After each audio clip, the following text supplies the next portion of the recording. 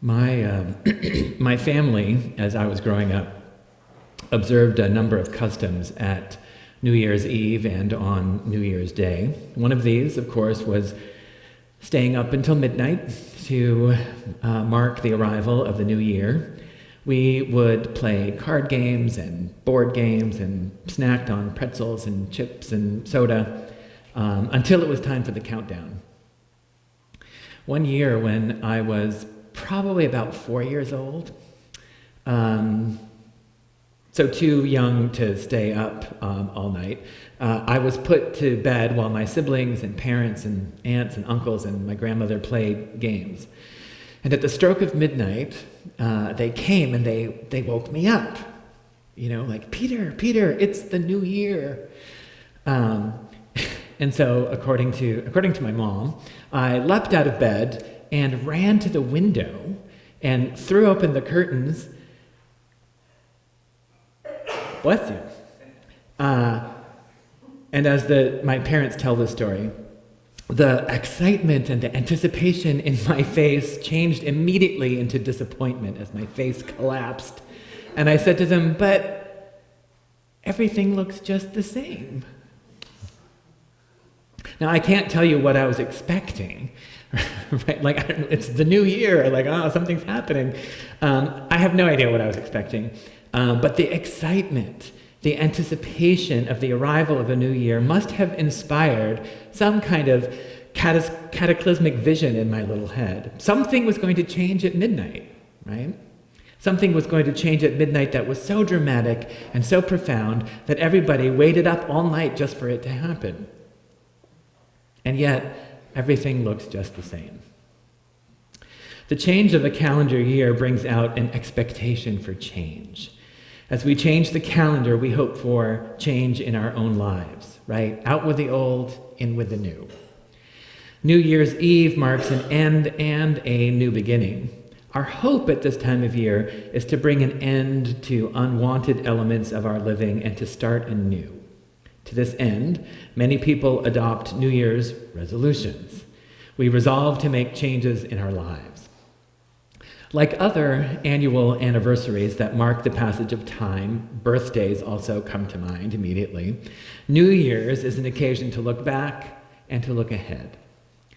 The month of January, the first month of the year, is named for the Roman god Janus, the god of doors and gates and of thresholds. And he is always depicted as having two faces, facing in opposite directions, right? Like, so one looks forward and one looks back. The news media at this time of year they always provide this montage of things that happened in the year, and this year, things that have happened over the last decade as we launch into the 20s. Psychics offer their predictions for what's supposed to happen in the upcoming year, right? And so New Year's for each of us is an occasion to look back at the previous year, or maybe even the previous decade, at what we have accomplished and what we have left undone. As we cross the threshold of time, enter the door into a new year, we simultaneously leave behind what has come before. Recalling the god Janus, exit and entrance are the same gesture. We resolve to truly leave behind the old and know what we no longer need. We resolve to make changes. Do you have New Year's resolutions? And what might they be if you were to adopt some? And at these annual occasions, we notice, not always happily, that time is marching on, that we are getting older, aging, or even that time is running out. Isn't it funny how we talk about time? Time is running out. We spend our time. We waste our time. There never seems to be enough time. We wish we had more time. It's as if time were a commodity, a thing, like money, right? And don't we also insist that time is money?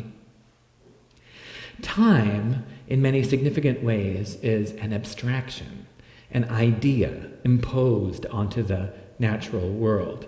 The backyard is, after all, just the same after midnight. Our ancient ancestors measured time by natural phenomena. The waxing and waning of the moon was one of the first ways humans marked time. This is reflected in our word month, which has its roots in the word moon, that describes the 28-day cycle the moon makes around the planet. The Saxons of ancient Great Britain measured time in tides. And those of us who are English speakers recognize kind of archaic terms like eventide or Christmastide, right, as a way of marking time. The seasons come and go with annual regularity, and our ancestors kept track of the first rain, the first frost, the first blossoms. The ancient Egyptians began measuring time through the movement of the sun. Sundials were a way of measuring days, and in fact, our word, day, comes from the Latin dialis, the name of those shadow clocks. How different is our modern experience of time, right? Day planners, smartphones, Google calendars, alarm clocks, wristwatches are all so far removed from moons and tides and sunsets and blossoms and frost and stars. If only we could enter the rhythms of the earth, the rhythms of creation, stand in wonder before the grand design we see unfolding around us. Chronological time actually begins with the earth. It begins with creation. In Jewish scriptures, gods separating light from dark, land from sea, gods bringing forth animals and plants and humans is the beginning of the story. It's the beginning of history. In the beginning, God created the heavens and the earth. That's how the book of Genesis begins. Genesis, of course, meaning new beginning. The opening narrative of the Bible. And we today, in our 7-day week, are shaped by that story. We remember every 7-day week the divine creative act. And we, here this morning, reenact God's resting on the 7th day, sort of. My sense of the Sabbath is not that God, after a long and strenuous week of work, collapsed in exhaustion and put her feet up on the chair and said, "Oh, it's time to relax." The Hebrew text says that God ceased from God's work. God stopped, is pretty much how that reads. And I like that sense of just stopping. But my sense in that story also is that God made time to delight in God's handiwork, in what God had created. You know, like an artist standing back and going, "Oh, okay, that turned out all right." Like that's the kind of, Sabbath is about taking time to delight in that creation. I think more than being a ban on work, the way I like to think of it. For 6 days of every week, we manipulate creation. We manipulate the earth through our work. On the Sabbath, we simply let creation be. The Christian Sabbath is on the first day of the week, not the 7th. And it is meant to signify, the ancient Christians taught that it is meant to signify the mystical 8th day of the week, representing time outside of time, marking the day of Christ's resurrection, the day that eternity broke into ordinary time. The Sunday Sabbath marks our entrance into eternal time, or time out of time, which is what they mean by like the 8th day of the week, 8th day of creation.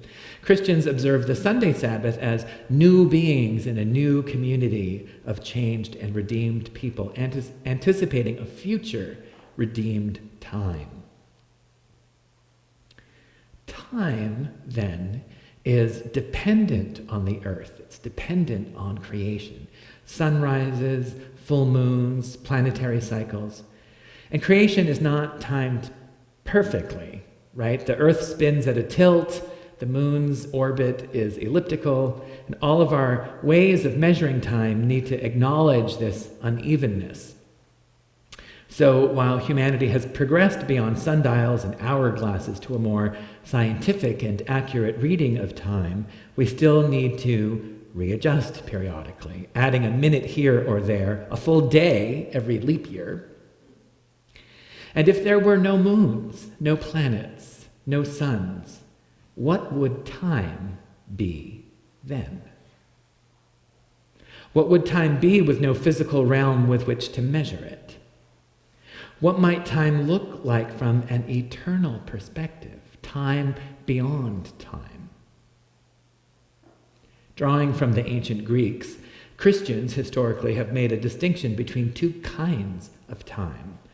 Chronos and kairos are the Greek words. For the ancient Greeks, Chronos was the god of time, and he was depicted like, old Father Time with long white beard. Chronos is the Greek word from which we get our word. You can tell I love word origins. Chronos, the Greek god, is the word from which we get our words for chronology, chronological, chronicle, synchronize, right? All to do with the way we measure time. Chronos is the time kept by our watches and clocks and calendars. Chronos is measured in minutes and days and years. Kairos, on the other hand, is that unmeasured and immeasurable time.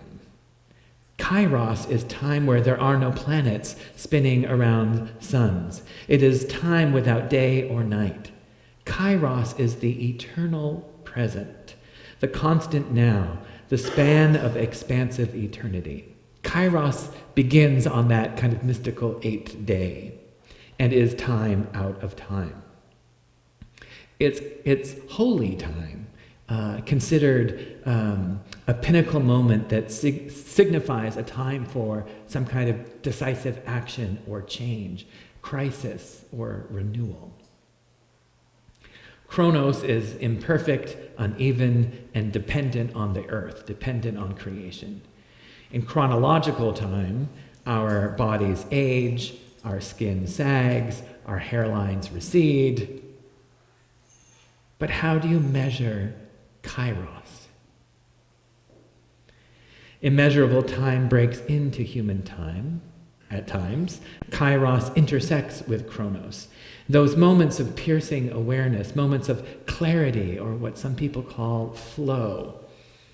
Mountaintop experiences when we feel whole and at peace. In those moments we are experiencing kairos. Artists and athletes often describe, in the intense practice of their skill, losing all sense of time. Children at play, I think, experience kairos. In prayer, in meditation, in contemplation, in the wonder of creation, lost to the self and found in eternal presence, we experience kairos. Kairos, that time beyond time, is what people of faith yearn for, I believe. It is what a 4-year-old running to the window on New Year's Eve expects. An opportune moment has arrived, and something dramatically new and now must now happen. Something is ending, and something begins. Something old passes away, and something new takes its place. And here we are, plodding along between beginning and end, trying to live meaningful, purposeful lives. Here we are between the end and the beginning of a year, an opportune moment, a moment of opportunity. Here we are between times, spiraling in and out of our own beginnings and endings. Here we are at the edge of this present moment, reviewing our past, anticipating our future. Here we are at the threshold of a new year. How might we resolve to live differently in the new year? I'd like to recommend 3 things for us to consider. to invite you to think about if you're the kind of person who makes New Year's resolutions. First, remember that idea of the Sabbath. Remember the Sabbath and keep it set apart. Take time out once a week to enjoy the awe-inspiring earth, the awe-inspiring creation. Enjoy this, our only world. Savor the world as well as try to save the world. And it doesn't have to be on a Sunday or a Saturday. It doesn't even have to be a whole day. Take time to go for a walk, to play with the kids, to enter into that kairos time, in playing with kids. Turn off the TV and the ringer and the telephone. Turn off the computer. Take time out to simply be. And you may think that you don't have time. You can't simply take a big chunk out of your week to do nothing. What a waste of time, right? That's how we talk about it. But the miraculous thing in my experience of Sabbath keeping is that once it becomes a weekly practice, you end up having more time. I don't know why that is. When you're in the habit of taking time out for your own self, for your own life, you with your relationship with your spouse, with your kids, with your family, with your soul. I don't know what it is, but there's something about prioritizing that that helps you say no to other things or to create somehow that space in your schedule. Your priorities shift somehow, and you begin to recognize what is truly important as you go about planning your days. Taking time out every week gives you a little bit of kairos. It's a little bit of time out. So remember the Sabbath and keep it set apart. Second, make each day a new beginning. The problem with New Year's resolutions is usually by about maybe not even February, we've already fallen off the wagon of whatever it was that we thought we were going to do, and we slip back into our old habits fairly quickly. I personally think that monthly resolutions are more practical and more doable and more achievable. And at the end of each month, you can review how the month went and make resolutions for the coming month, resolving to do things in a different way in the coming month. But each day that we wake up, we have the same opportunity to begin again. Each day, we have the choice to resolve a conflict and begin again, to forgive another person and begin again, to renew a commitment and begin again. We can make each day a new beginning. Third, try to measure your life in kairos and not chronos. There's a song from the Broadway musical Rent, 525,600 minutes. How do you measure a year? And I'm not Vicky, so I'm not going to sing it. In daylight, in sunsets, in midnights, in cups of coffee, in inches, in miles, in laughter, in strife, 525,600 minutes. How do you measure a year in the life? And the answer that they give in the song is, how about love?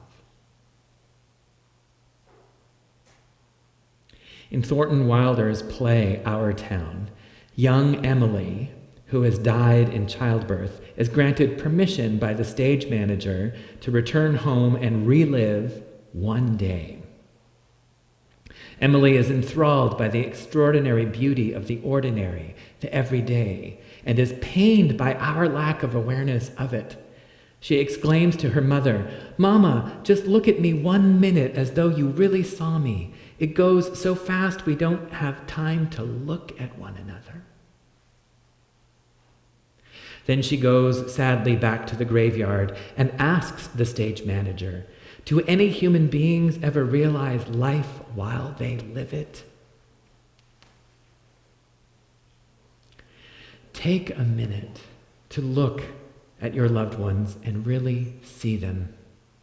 Because chronological time is in a big hurry, and unless you take the time to look at the ones you love, you will miss them.